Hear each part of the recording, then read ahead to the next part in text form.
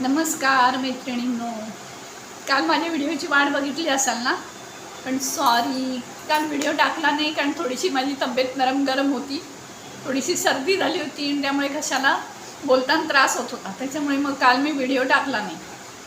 आज व्हिडिओ सुरू करते. तर पहिल्यांदा आपण आपल्या स्वामींचं नामस्मरण करूया. श्री गुरुदेव दत्त. अवधूत चिंतन. श्री गुरुदेव दत्त. अक्कलकोट निवासी राजाधिराज योगीराज परब्रह्म सद्गुरु श्री स्वामी समर्थ महाराज की जय. ब्रह्मचैतन्य श्री गोंदवलेकर महाराज की जय. महाराज आशीर्वाद द्या तुमच्या लेखीला. तर आता आपला पुढचा प्रवास सुरू झाला. तर त्या दिवशी आपण त्या रामशास्त्रींच्या बरोबर आपले गोंदवलेकर महाराज काशीला आले, इथपर्यंत आलो होतो. तर काशीला आल्याच्या नंतर काशी ही त्यांची आवडती भूमी. का विचारा, कारण काशीमध्ये प्रत्यक्ष भगवान शंकर आहेत तिथे, आणि भगवान शंकरांची ती भूमी आहे, आध्यात्मिक भूमी आहे. वेदशास्त्र संपन्न तिथे ब्राह्मण आहेत आणि अध्ययन करायला विद्यापीठं आहेत. हे तर आहेच, पण मुख्य कारण मी तुम्हाला सांगते, ती शंकराची भूमी असल्यामुळे भगवान शंकर आणि भगवान राम हे एकमेकांना इतके आवडतात ना, म्हणजे भगवान शंकरांना प्रभू श्रीरामचंद्र आवडतात आणि प्रभू श्रीरामचंद्रांना भगवान शंकर आवडतात. दोघांचं एकमेकांवर अतिशय नितांत प्रेम आहे. आणि भगवान शंकर, भगवान श्रीराम जिथे आहेत तिथले आपले हनुमंत असणारच, माझा मारुतीराय असणारच. मी मारुतीरायाला माझा भाऊ मानलाय, तुम्हाला सांगते. आता तुम्हाला माहीत नसेल, पण तो माझा भाऊ आहे मारुतीराया. तर ते असणारच, आपले मारुतीराय असणारच. त्यामुळे ती भूमी त्यांच्यासाठी प्रचंड आवडीची भूमी होती. तिथे ते राहिले. पहिल्यांदा शास्त्री भवनकडे राहिले 2-4 दिवस, पण ते प्रपंचात राहू शकत नाही, कारण त्यांना भ्रमंती करायची होती. त्यामुळे ते काशीमध्ये त्यांची भ्रमंती सुरू होती. आज ह्या जागी, तर उद्या त्या जागी, तर परवा त्या जागी, असे ते राहत होते वेगवेगळ्या ठिकाणी. असं राहत असताना एके दिवशी काय झालं माहिती का, तिथे मुळात म्हणजे तिथे लोकांना कळलं की कोणीतरी अधिकारी पुरुष आलेला आहे आपल्या इथे काशीमध्ये, आणि त्यांचं तेज, मी प्रत्येक भागात तुम्हाला हे सांगते की त्यांचं जे अध्यात्माचं तेज होतं, रामनामाचं नामस्मरणाचं जे तेज होतं, त्याच्यामुळे लोक समजून जायचे की हा कोणीतरी मोठा सिद्ध पुरुष किंवा अधिकारी पुरुष आहे. लोक त्यांच्याकडे भरपूर नमस्कार करायला, आशीर्वाद घ्यायला खूप खूप लोक आहेत. तर त्या काशी नगरीमध्ये एक श्रीमंत माणूस होता, प्रचंड श्रीमंत माणूस, आणि अतिशय दयाळू, दानधर्म करणारा, गोरगरिबांची त्याला खूप सेवा करायचा. लहान मोठं, गोर गरीब असं त्याच्याकडे भेदभाव नव्हते, जातीपातीचे पण भेदभाव त्याच्याकडे नव्हते. असा तो खूप चांगला आणि श्रीमंत माणूस होता. एक दिवशी काय झालं, अचानक तो वारला हो.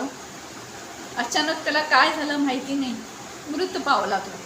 आणि हे जसं लोकांना कळलं तसं लोक इतकी दुःखी झाले, कारण अनेक लोकांचा आधार होते ते आणि पोशिंदा होते. खूप लोकांना दुःख झालं, त्यांच्या कुटुंबाला दुःखाचं हे झालं, आभाळ कोसळलं. बोलता येत नाही तो असे शब्द पटकन.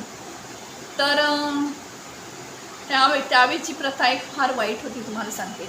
की नवरा गेला की बाईला सती जावं लागत असे, आणि त्यांना तर फक्त 1.5 वर्षाचा मुलगा होता.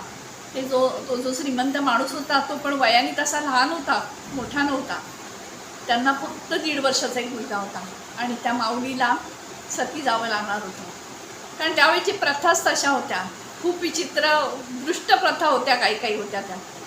आपल्यावरती खरंच कृपा आहे आपल्या संत महंतांची म्हणा, किंवा ज्या लोकांनी जनजागृती केली त्या सर्वांची आपल्याला खूप कृपा आहे की आज आपण सर्व स्त्रिया भरपूर सुखी आणि भरपूर आनंदात आहोत.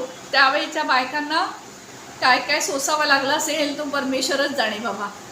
तर त्या बाईला सती जावं लागणार होतं. आता झालं ते, तर काही पर्याय नव्हता त्यांच्यापुढे. मग त्यांना मणिकर्णिका घाटावरती नेण्यात आलं त्या श्रीमंत माणसाला शेवटचे विधी करण्यासाठी. तर आपले रामशास्त्र्यांना कळली ही गोष्ट की असं असे ते गेलेले आहेत, आणि त्यांना तर मणिकर्णिका घाटावर गेलेले आहेत. आपले रामशास्त्री धावत धावत मणिकर्णिका घाटावर गेले आणि त्यांनी ते विधी थांबवले. ते म्हणाले थांबा. ते त्यांच्या पत्नीशी बोलले की तुम्ही थांबा जरा, तुम्ही घाई करू नका. आपल्या काशीमध्ये एक थोर पुरुष, थोर विद्वान, थोर सिद्ध पुरुष, अधिकारी पुरुष आलेला आहे. मी त्यांना घेऊन येतो आणि मग बघू आपण कसं काय ते. त्याप्रमाणे तिथल्या लोकांना तर आता कळलेलं होतं की असे असे आपल्या इथे आलेले आहेत काशीमध्ये. मग त्या लोकांनी ते विधी सगळे थांबवले. रामशास्त्री गेले आपल्या ह्यांच्याकडे, गोंदवलेकर महाराजांकडे, आणि त्यांनी सगळी हकीकत सांगितली. गोंदवलेकर महाराजांनाही खूप दुःख झालं, कारण खूप पवित्र आत्मा होता. तो श्रीमंत माणूस म्हणजे खूप पवित्र आत्मा होता. अनेक लोकांचा पोशिंदा होता, अनेक लोकांचा आधार होता आणि चांगली कार्य करणारा माणूस होता तो. त्यामुळे गोंदवलेकर महाराजांना पण त्या गोष्टीचं खूप दुःख झालं. गोंदवलेकर महाराज म्हणाले चला आपण जाऊया. गोंदवलेकर महाराज त्यांच्याबरोबर मणिकर्णिका घाटावरती आले. मणिकर्णिका घाटावरती आल्याच्या नंतर त्यांनी त्या माणसाला बघितलं आणि त्या तिथल्या लोकांना म्हणाल्यावर तुम्ही काय करताय, हा माणूस काही गेला नाही आहे, जिवंत आहे हा माणूस. तर लोक एकमेकांकडे खूप आश्चर्याने बघायला लागली की जिवंत आहे, मग कसं काय. मग काय केलं आपल्या महाराजांनी, गंगेतलं पाणी आणलं आणि ते त्याच्या तोंडात टाकलं आणि श्रीरामाचं नामस्मरण केलं. स्वतःही केलं, लोकांनाही करायला लावलं श्रीरामाचं नामस्मरण. आणि गंगेचं पाणी जसं त्या श्रीमंत माणसाच्या तोंडात टाकलं तसा तो श्रीमंत माणूस उठून उभा राहिला, उठून बसला. गजानन आपले गोंदवलेकर महाराज म्हणाले की बघितलं, हा माणूस गेलेला नव्हता, हा जिवंतच होता, की थोडा वेळ काही तो विशुद्ध अवस्थेमध्ये होता असं समजा तुम्ही. हे झालं. सगळ्यांना प्रचंड आनंद झाला. सगळ्यांनी यांचा आपला जयघोष केला गोंदवलेकर महाराजांचा. आणि मग नंतर सगळी मंडळी आनंदाने आपापल्या घरी गेली. पण काही मंडळी तिथेच थांबली आपल्या महाराजांचा आशीर्वाद घेण्यासाठी. आणि खूप नंतर हळूहळू तिथे गर्दी वाढायला लागली. महाराजांनी काय केलं, जशी गर्दी वाढायला लागली तशी गंगा मैयामध्ये डुबकी मारली आणि नंतर ते कोणाला मिळालीच नाहीत तिथे. कारण का, तर आपल्या महाराजांना प्रसिद्धी मी ह्याची कसली हाव नव्हती. मग ते तिथनं गंगेमध्ये उडी मारली, ते अदृश्य झाले तिथे, म्हणजे पुढे कुठेतरी गेले. तर श्रीमंत माणसालाही बिचारायला त्यांचे आशीर्वाद नंतर घेता आले नाही. त्यांनी पण खूप शोधलं त्यांना, आपल्या महाराजांना, पण महाराज काही भेटले नाहीत. महाराज आता पुढे कुठे गेले ह्याची गोष्ट आपण आता उद्याच्या भागात बघूया. कारण हे छोटे छोटे भाग का करते की तुम्हाला कंटाळा नको ना यायला, त्यासाठी. तर आजचा भाग आपला इथपर्यंतच. तर काय करायचं आहे आता आपल्याला, सगळ्यांना रोज सांगते मी, सबस्क्राईब करा, लाईक करा, शेअर करा, कमेंट करा, बेल बटन दाबा, म्हणजे तुम्हाला उद्याच्या भागाचं नोटिफिकेशन येईल आणि तुम्हाला उद्याचा भाग बघता येईल. तर आता आपण इथेच थांबूया. श्री स्वामी समर्थ, श्री स्वामी समर्थ, श्री स्वामी समर्थ. ब्रह्मचैतन्य गोंदवलेकर महाराज की जय. महाराज हे भाग म्हणजे बऱ्याच पुष्कळ लोकांपर्यंत पोचून देत. जय श्रीराम, जय श्रीराम. थँक्यू मैत्रिणींनो. आता उद्याच्या भागात भेटूच आहे आपण.